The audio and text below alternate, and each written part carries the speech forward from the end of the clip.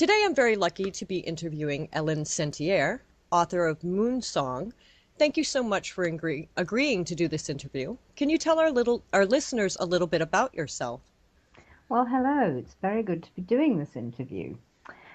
I'm British, as you can probably all hear, and I was born to a family with a long lineage in the British shamanic tradition. Let's call it that because that's the word that everybody knows, although Hmm. it isn't a British one.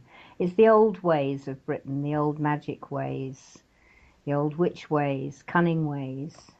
And they've been going on for ages in Britain, really forever, and my family's always done it.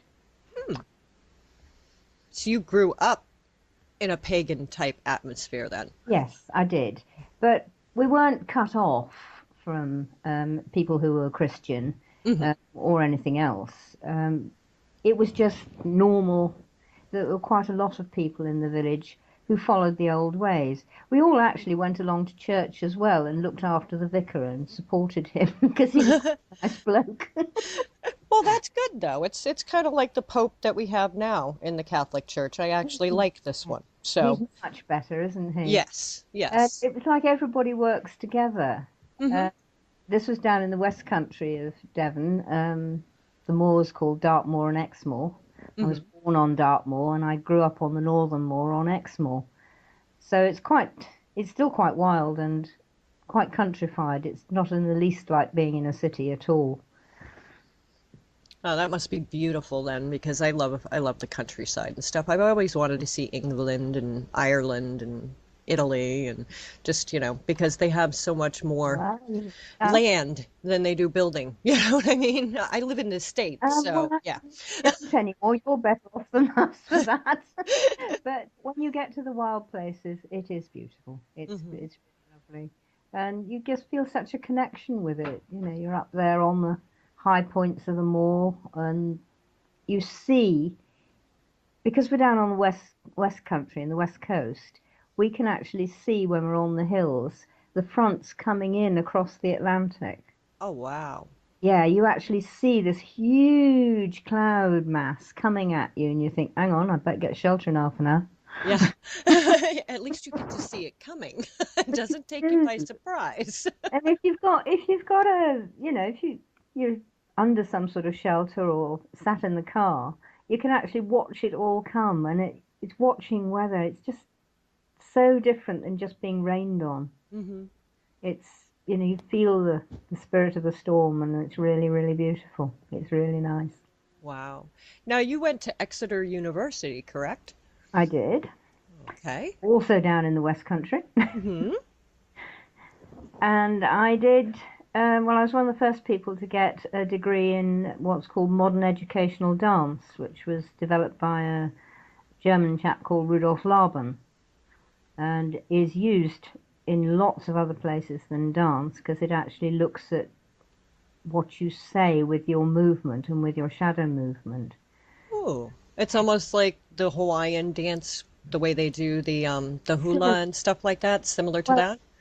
the ideas behind it are, but it's not so structured as that. It's about if I'm moving my right hand, you will watch my left hand to see what my left hand does. Hmm. Because the right hand is the one that my front brain is looking at and thinking about, and the left hand is the one that the subconscious is thinking about. So it's the one that's probably going to tell the reality if I'm trying to sort of spin a line on you. Hmm. So it's quite interesting that they use it in interviews and places like that as well. But the dance itself is gorgeous because you learn about expressing and you learn so much about your body. And we were asked if we wanted it to be a degree because it didn't start off one when we Hmm. went first to college. And it seemed to be the right sort of thing. And now there's a huge school in London which does it, but that's long, long after me. But that must have been very, very interesting to Yeah, learn how to do. it was lovely. It really was. I was lucky too because the other side of it, just down the road, is a place called Dartington. And at the time, they had the Martha Graham School down there, Martha Graham dance, contemporary dance school down there, and it's only what, about 20 miles. So we used to go down there and do contemporary dance classes, and they would come up to us and do the Laban classes with us.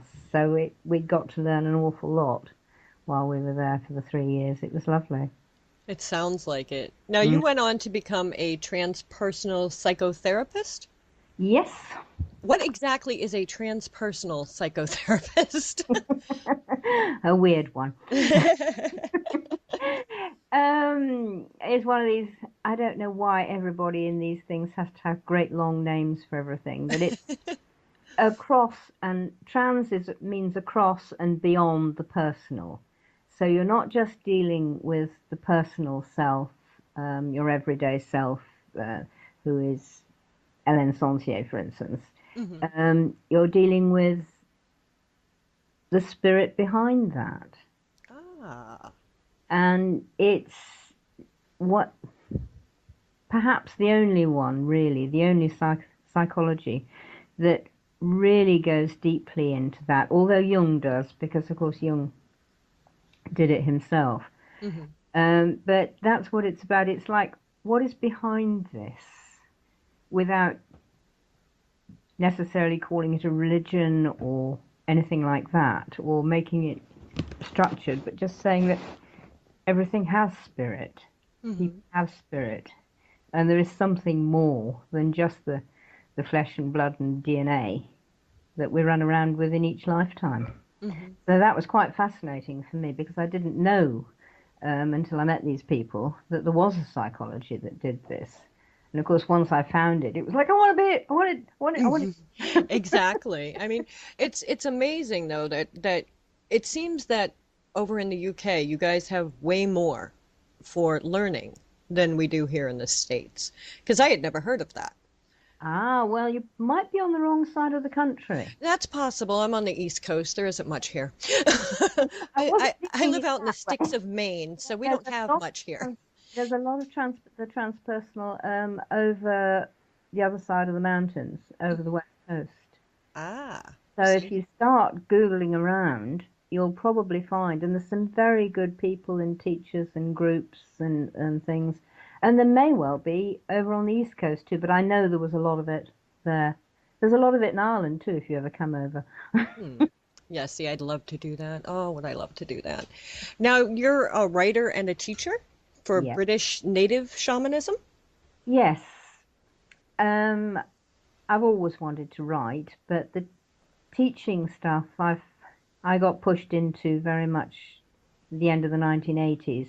People kept asking me, people kept saying, come on, do this, come on, do that, come on, do the other. And what to call it was very difficult because what we call ourselves are our wenith, Hmm. which is an old British word, a Welsh word. And once you start getting into those, well, you've probably seen them written. I mean, they don't have vowels. Hmm. So you're saying, right. Yeah. And awareness means spirit keeper.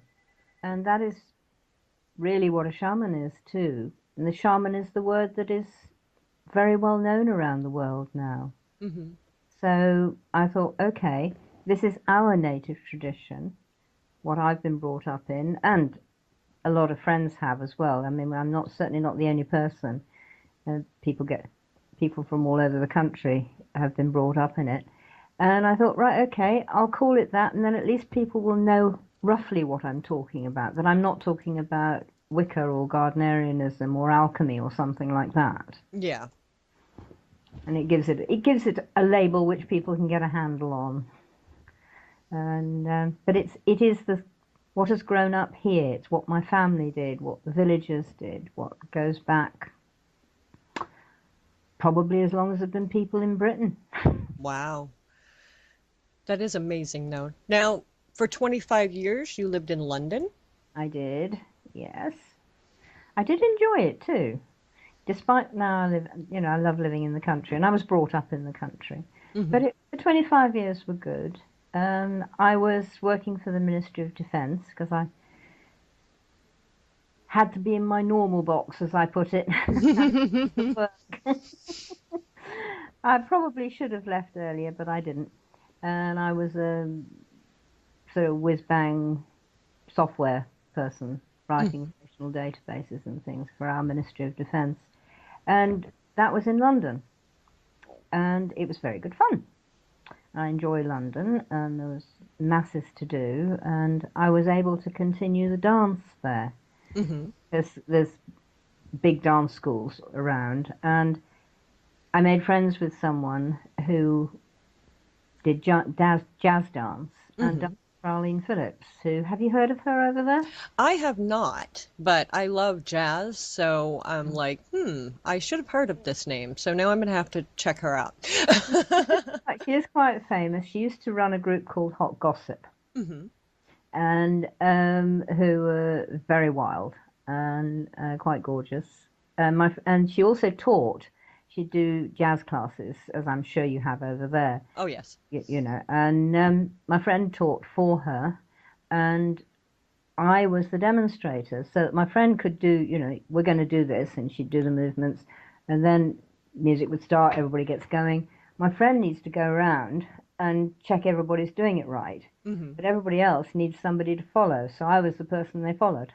Ah, so you were kind of the assistant. I was, yeah. Well, it meant I got free classes. That was really Hey, good. you cannot beat that. Now you're living in Weir? Why? I think that's that near the Why? river. Why? Why? I Okay. won't give it to you in Welsh. The River Wye, great long river from starts up near Snowdon in the West Welsh Mountains, and it comes down and it joins the Severn. And I expect you've heard of the Severn. Yes, That I have. Yes, that's right, the one that goes past Bristol. Hmm. Um, it's one of our mother rivers. It's one of the big rivers, that's been around and that has masses of stuff, old sites, old places along it. Hmm. Um, and it's where I live is the border between Wales and England, Ah.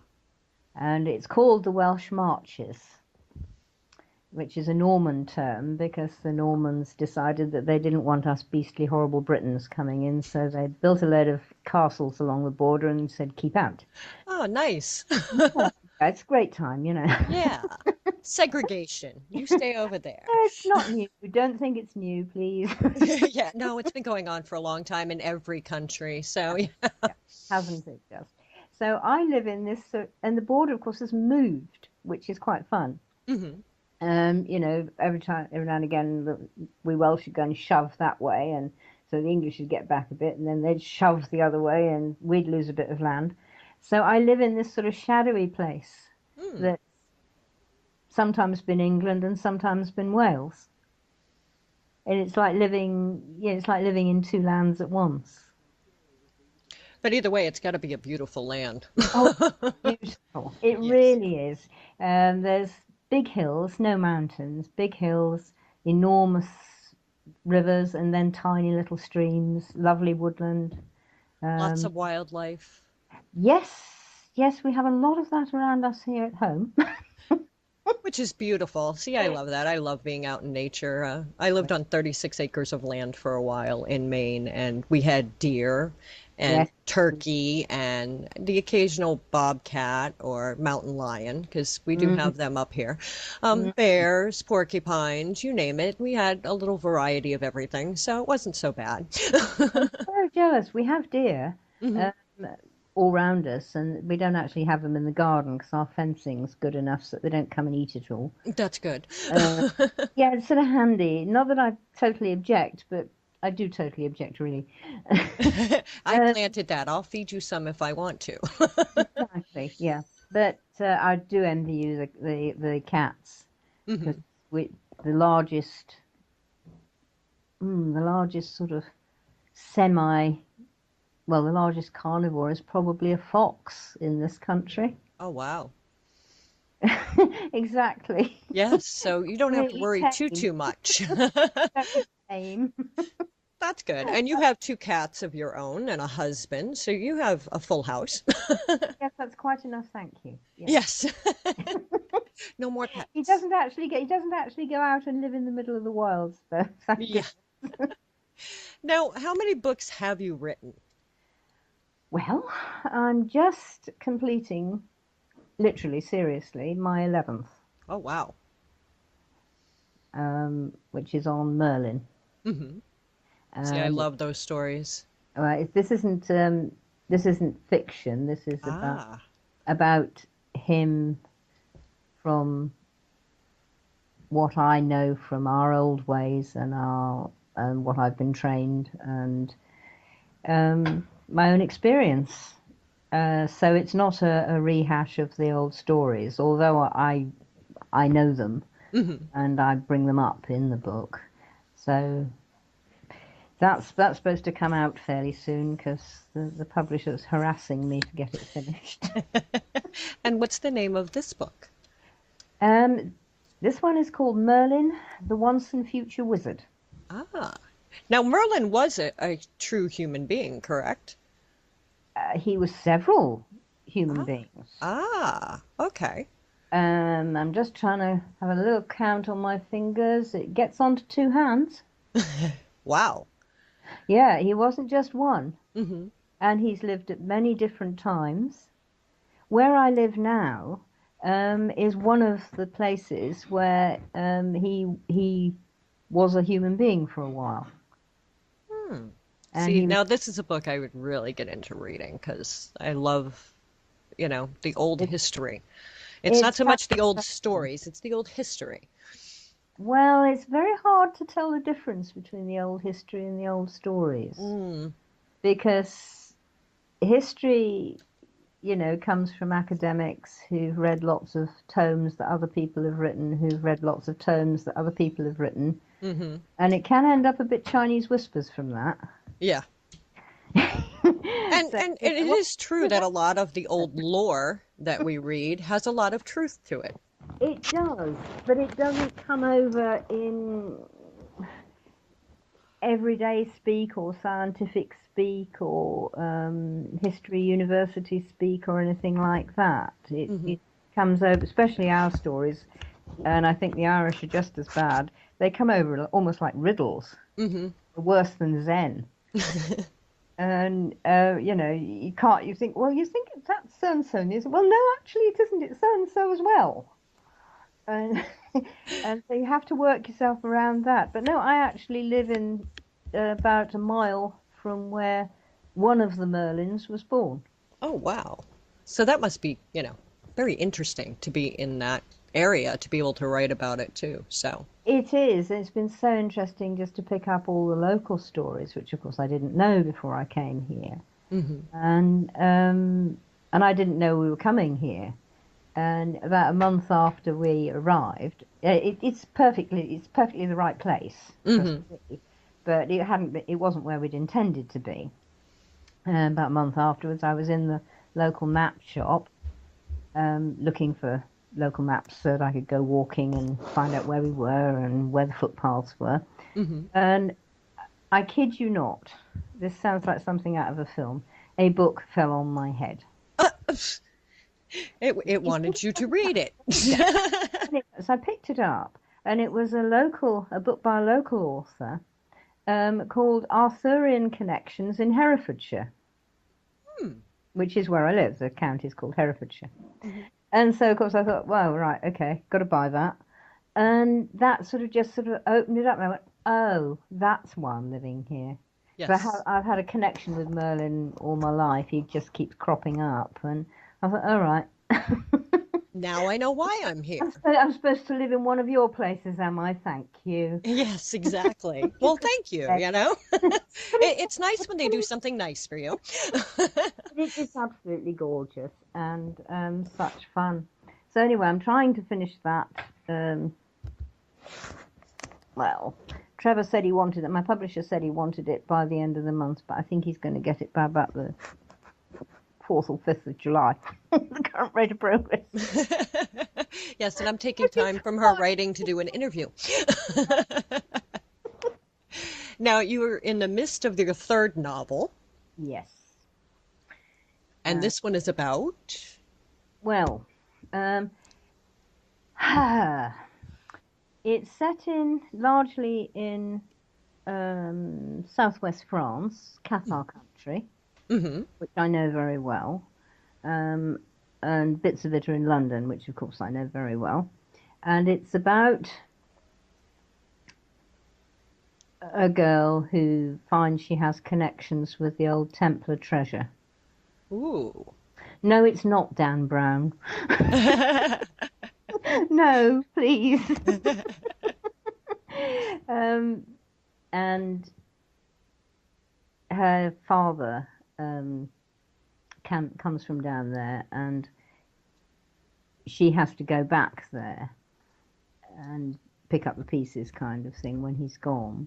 Ah. And she finds things, and then she starts finding she has to follow them, and eventually she comes to the place of the Templar treasure. No spoilers.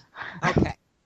No spoilers. I don't want spoilers. Plus, you have 8 other books that Yeah, are mostly on the aspects of the British native shamanism.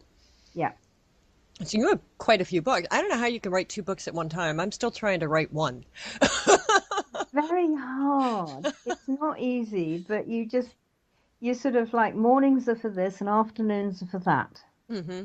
kind of thing. You can't try and do both of them together, or you end up not doing anything at all. Yeah, or you'd end up writing the wrong story in the wrong book. That would be me. Multitasking is I'd not probably my just end thing. up writing rubbish. You go back and read it and you think, good God, you What think was I you're a thinking? writer?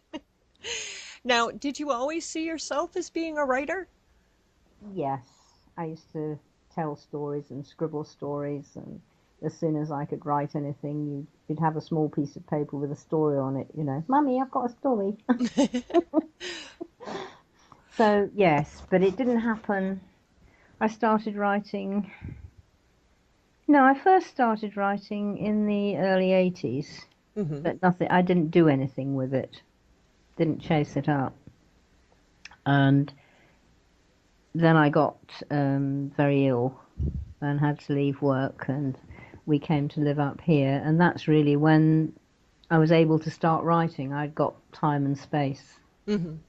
And you do need that, as I'm sure you know. Oh, yes. That's why I'm having such a hard time writing my book. No, I know. You have to do other things as well anyway. Yes, yes, you do. And life goes on around you, and unless you have like this perfect little bubble you can be in, forget it. It's just, there's so many things going on. I know. I wanted Yeah, a I'll figure it mountaintop out cave. someday. A mountaintop with a cave with Wi-Fi. Yes, exactly. That's So I don't mind. I do a lot of my writing longhand because what happens is I'll be sitting doing nothing or something, yeah. and just have a free moment and a thought will run through my head. I have more scraps of paper with just notes on it that, I'd like to add this and I'd like to add that and, research I've done and just if I Hmm. could ever get it all organized and put together and typed up, I'd be doing okay. You will. You will one day. Yeah, I figured out one day I'm going to be able to do it. So You now will. you must do this pretty much so full time then. I do. Yeah. I've got my students Hmm. I'm teaching, so really, what for me it is mornings are writing. I'm up at about 6 o'clock, and I write till about midday, and I don't get up. I've got my laptop in bed with the cats There you and go. tea, Have and to have the cats there.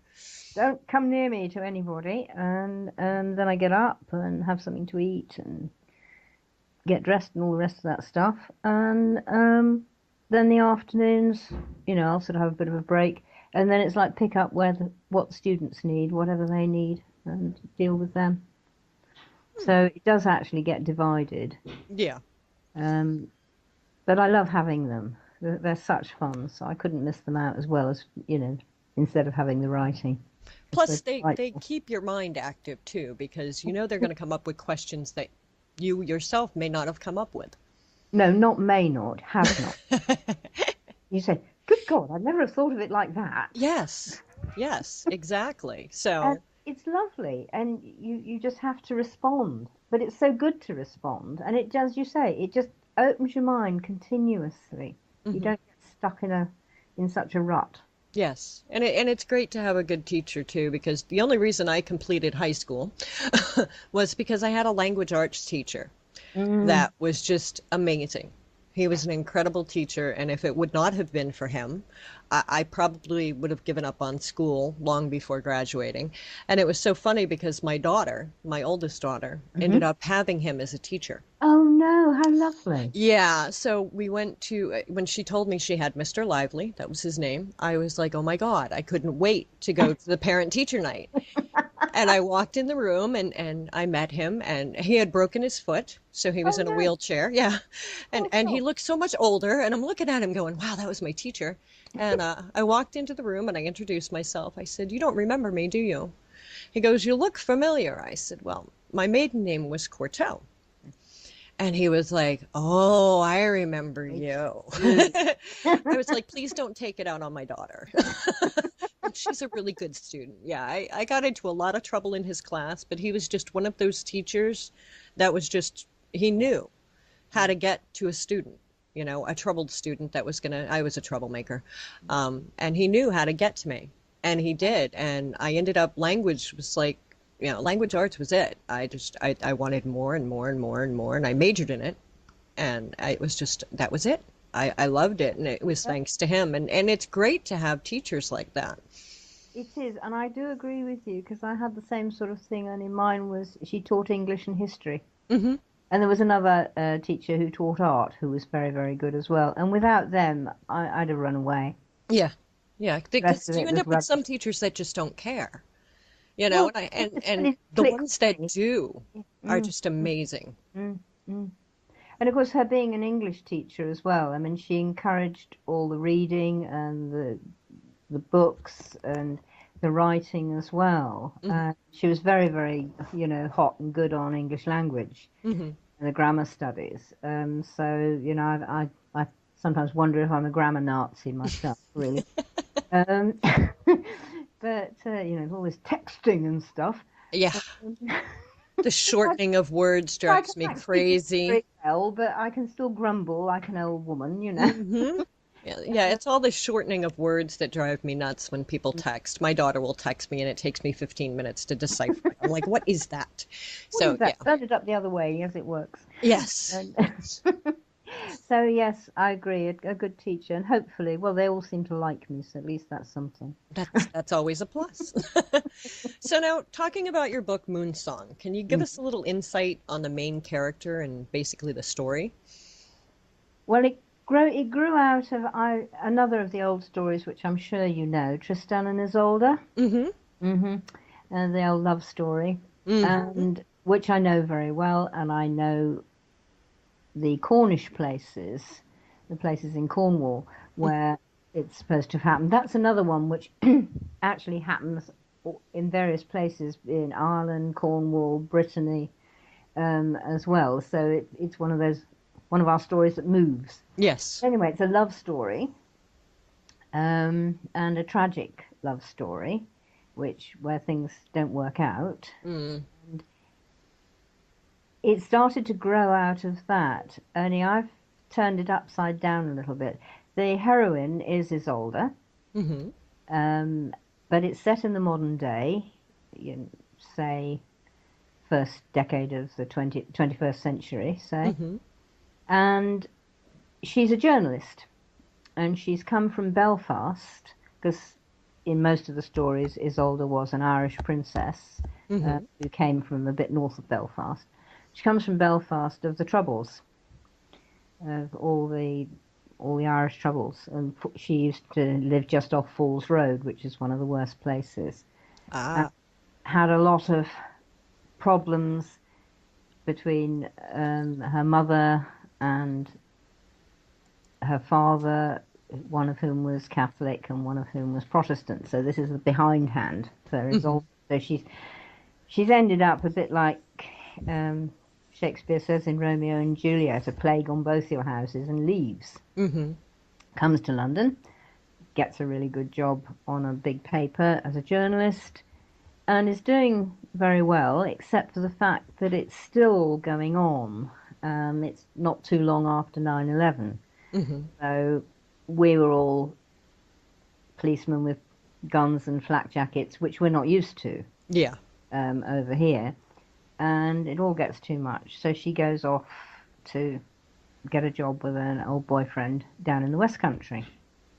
And there she loves music and Hmm. she loves folk music. And she's heard that this lovely Cornish folk singer that she's followed all her life is suddenly dead. And so she's very upset. And of course, he's called Tristan. Ah.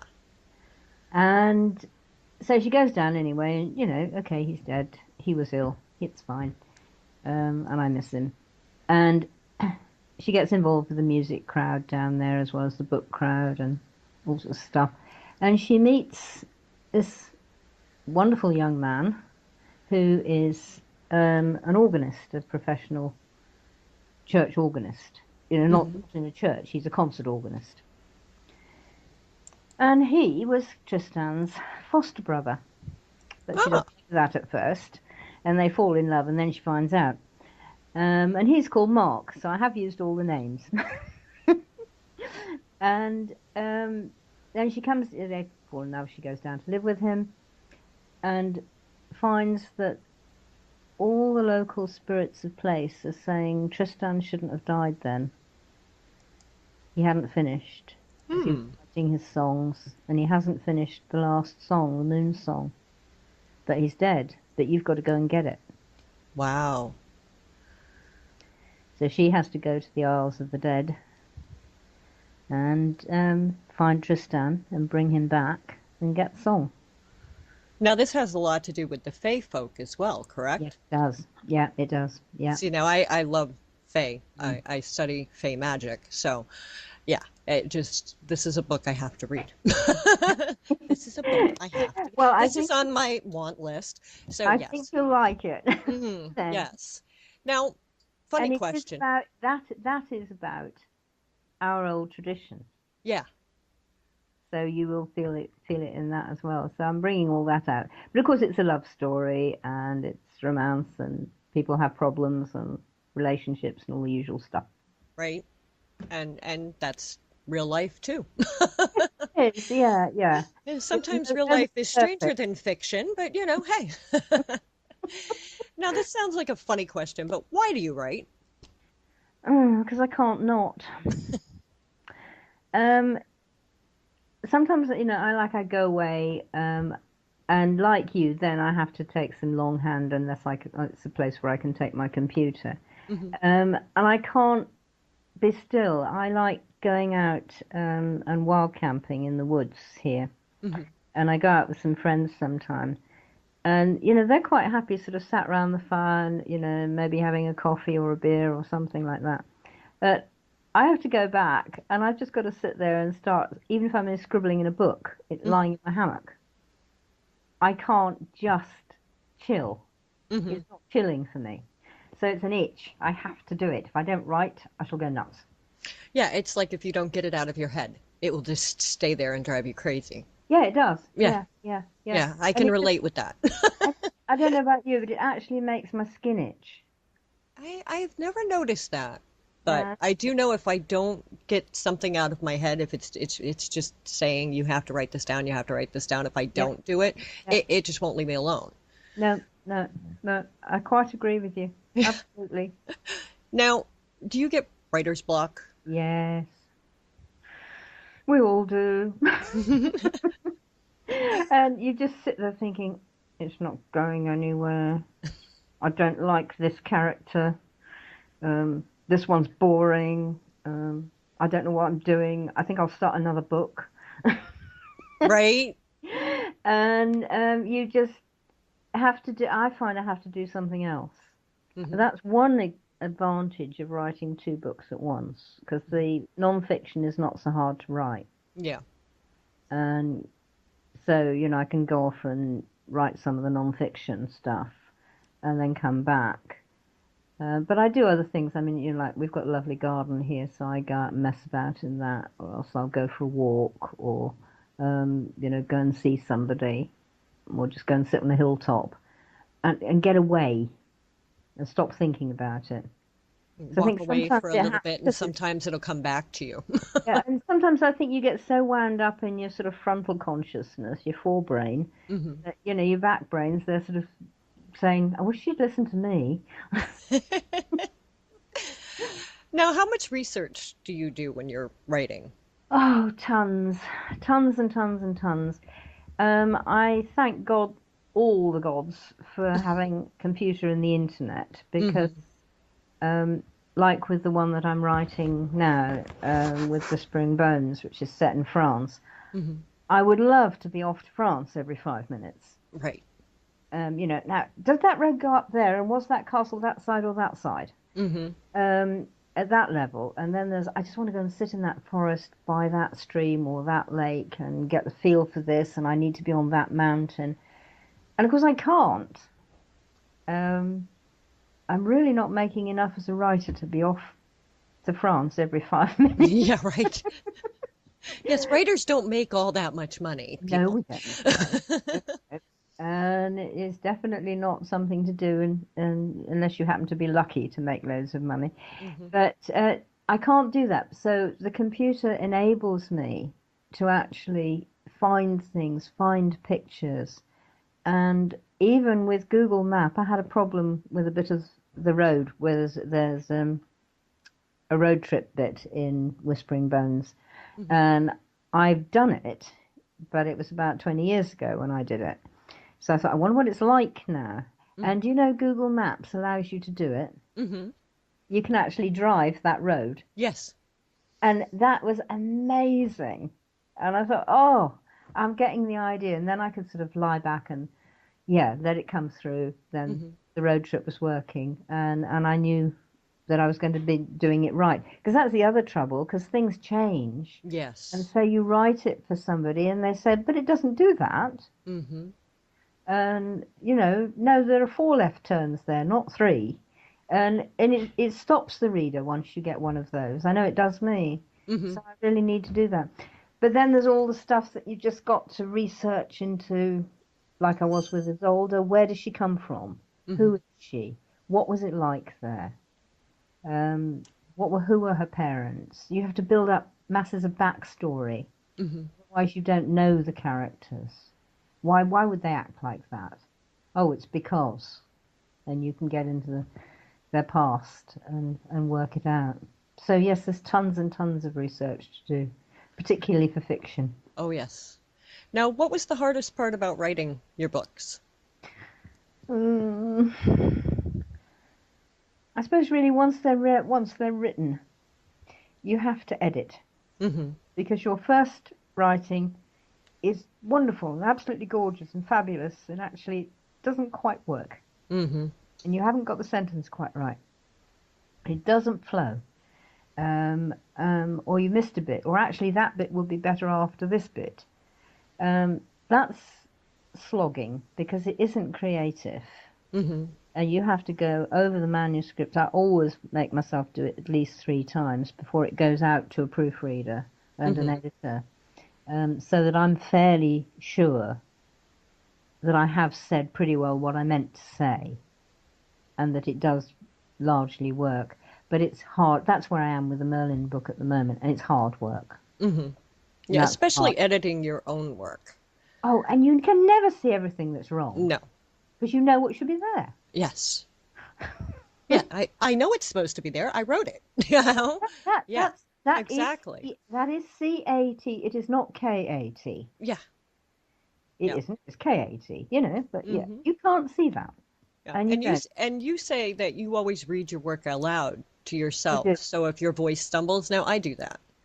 It's And I so thought I was the good. only one who did that because if my Oh, it's voice so good. stumbles, then I know something's not right. Yeah, yeah, yeah. And it so works, doesn't it? Hmm. Because you go along and you say whatever it is you're going to say, and your voice goes, and you Yeah. think, no, no, It's like, that was okay, something's wrong there. yeah, yeah. Got to rephrase that. Hmm. Uh, And I thought I was the only one who did that. mm. I thought I was just crazy, so I I've feel got better another. now. I've got one other friend who does it, so at least three of us. Oh, good, good. I feel better now. I have a group of people. Good. Now, what was the easiest part in writing your books? The ideas come like mad. Mm-hmm. which drives me insane. It probably drives you insane too, because you think, I'm still writing this one, Mm-hmm. and I've got three more ideas on the shelf. Um, Oh yeah. so there's a forward list Mm-hmm. I have to write, um, which is very nice. So the ideas come, and the other bit that is really good is once I'm there and really with the characters write themselves. They write what they're going to do, and they write the story, and they write the plot. I'm very character driven, Mm-hmm. and so I'm there typing away, and I'm thinking, goodness me, I didn't know we were going to do that. Yeah. 'Cause I'm Because reading. sometimes they do take over. Yeah, it's like somebody else has got my fingers. Mm-hmm. Exactly, and they do. They take over.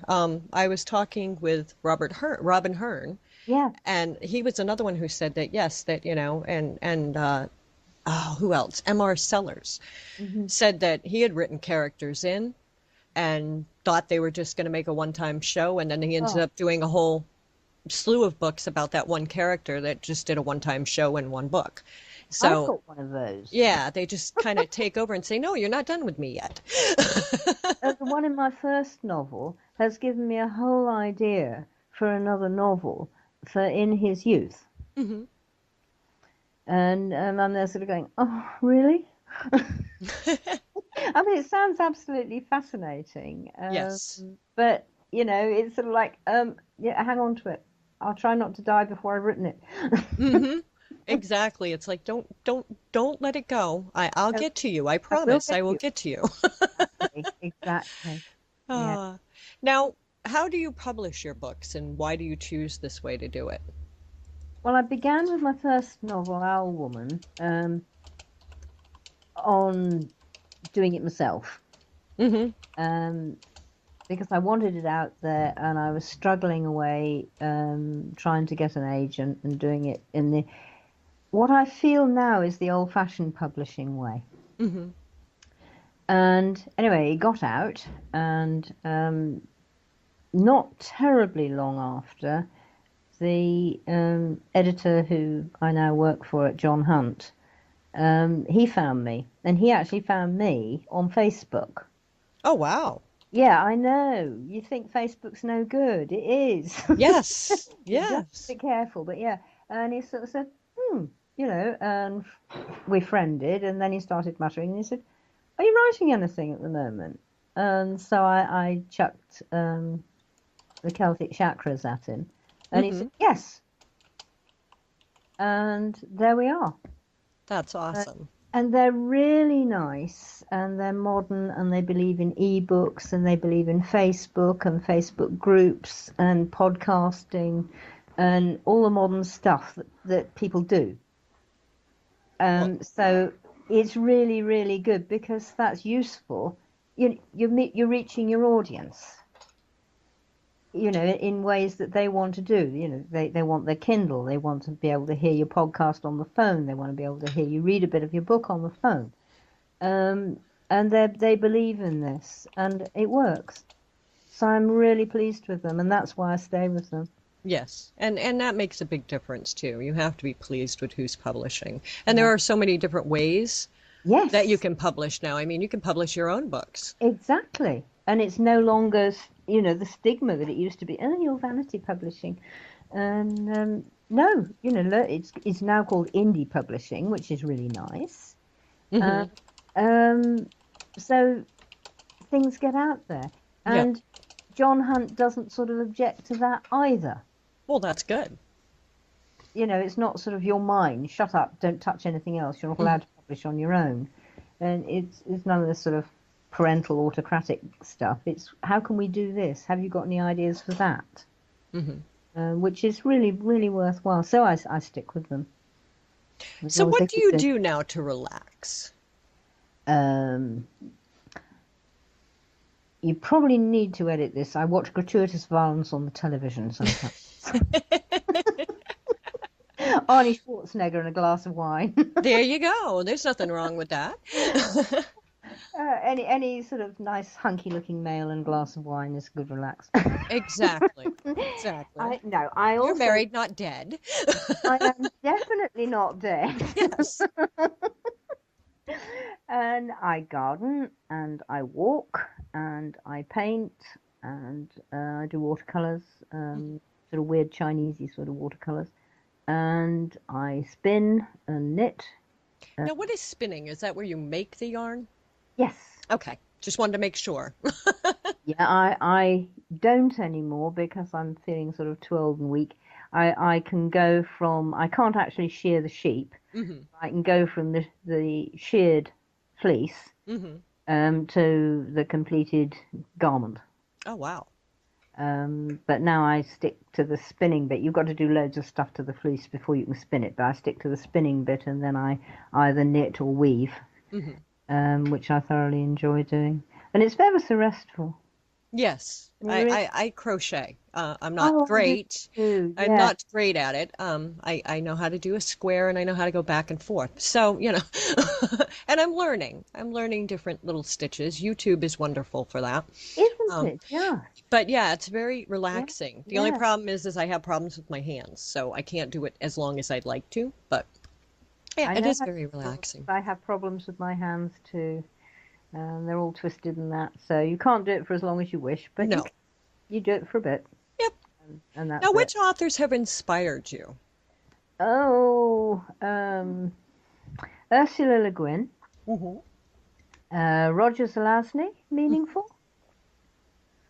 science fantasy fiction, Hmm.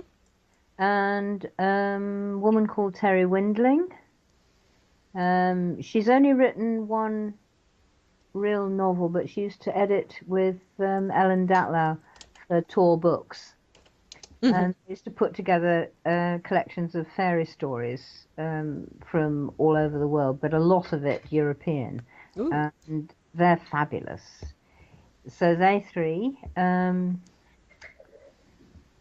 Winnie the Pooh, who I would not, I still have my original copy of and adore. Wind in the Willows. Hmm.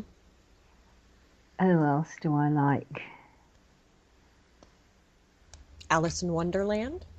Yes, definitely. Actually, I live up the road from where he wrote it, Oh, wow. which again I didn't know. It's amazing when you find out things about your own area, your own neighborhood. You know It what I is. mean? It is. In my friend, I've got a friend who she now lives in the vicarage, which his brother had at the time, where he used to go and stay to write Alice. Hmm. And so you're going, oh, that's where that was it? I And haven't that's had got to be neat. That's just got to be so neat to be it able to is, do and you that. know nothing about it. You just walk into it and you go, oh, Oh, I know where I am now. oh, wonderful. I adore it. Now, for your own reading, which do you prefer, an actual book or like digital? Nowadays, I digital Mm. and my Kindle. I have to do. I actually find it because I've got the arthritis. Hmm. Um, it's actually hard work to hold a book Yeah. and to hold it open. It actually puts strain on my wrists, and that will go through up into my arms. So a Kindle, but I've still got all my books. Hmm. I go around and sniff them every now and again. You Yes. know the smell of a Oh, book? yes, Yeah. yes, yes. That is my favorite thing. There is in Salem, Massachusetts, which I Oh, used to spend a lot of time there. They have a bookstore called Wicked Good Books, and it is oh, a used bookstore. oh, So you go in there and you smell the old books. That is oh! I the want to first go. scent you get when you walk in there. Oh, I love that store. I Yeah. don't even have to buy anything, just walk around. No, if I come over, we're going there. Okay, that sounds great. I will take you right there. I will show you all of Salem. I used to spend every other weekend in Salem, Mass, It's because I lived so in Lowell. pretty. Yeah, it's beautiful down. There's a lot of commercial, but I do know Okay. the places that are not, Yeah. that are actual true witch stores and stuff like Mm, that, and not just the yeah. commercial stuff to sell. But yeah. Oh, well, I'm on the plane on Thursday. Okay. Okay, sounds good. Now, have you collaborated with other authors to do books? I haven't yet, although I've just started with a friend. Hmm. longtime friend. We go. She lives in Scotland, and so I go up once a year, and we hike around in the Highlands Hmm. of Scotland, which is totally magical. I can imagine. And we're both mildly nuts, and she's deeply into all the wildlife stuff, but she's also she goes out onto the hills and shoots her own dinner, her deer. Oh, nice. So yeah, oh yeah, mm, yum. Uh, and she's good, and Hmm. we're both sort of have this sort of craziness about us. So when we were up there in April, we started talking about stuff in a dystopian stuff, like when the shit hits the fan kind of thing, Hmm. and what would happen. And we've started a joint novel about an SAS soldier who's retired Hmm. and gone up to live in the Highlands just after whatever has happened, that the shit has hit the fan and the Hmm. world's falling apart. And it's fascinating. And the two of us writing together, I mean, that's what we did every night. We go out and walk the places every day. Hmm. And then we come home at night. We'd be sat on the sofa with sort of tons of tea and the occasional beer. And Hmm. we'd be writing the story. But of course, I can't finish it at the moment because I've got Whispering Bones to do and I've got Merlin to finish. You Yes. think two's bad? Try three with a friend. Yeah, exactly. You can never have too many books going on at once. Oh, you can, you can. You just Mm. end up going crazy. But he does sound fun, and we're both keen. But she's got stuff to do, and I've got stuff to do. So we're sort of looking at July, August. We'll get back together and start trying to pull it together again. But it's fun. But I Oh, think yeah. if you're going to do it, you've got to be able to argue with the other person Yes. because you're not going to agree. No. Every now and again, you're going to say that's absolute rubbish. You can't possibly say that, and you've just got to be able to do that. Hmm. Um, Without offending each other at the same time. yeah, yeah. I mean, nobody's got to go off and in a huff afterwards. Hmm. Or if you do go off in a huff, come back soon. Yes. Um, but you've got to be able to sort of do all that and then sort of lean back on the sofa and say, right, now where were we? Yes, exactly. Now, do you have any advice for aspiring writers like myself? Right, darling. Put some of the stuff down and write.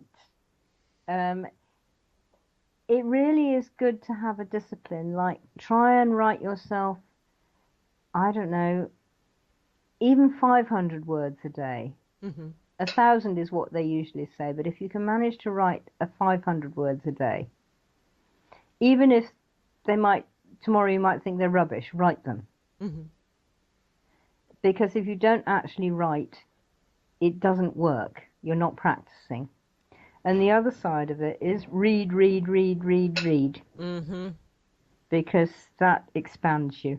Yeah, that's my biggest thing is knowledge is power, and you can never learn too much.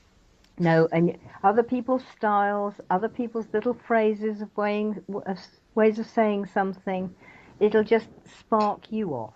Hmm. And so write and read, and when you can't stand it anymore, go for a walk. Yes.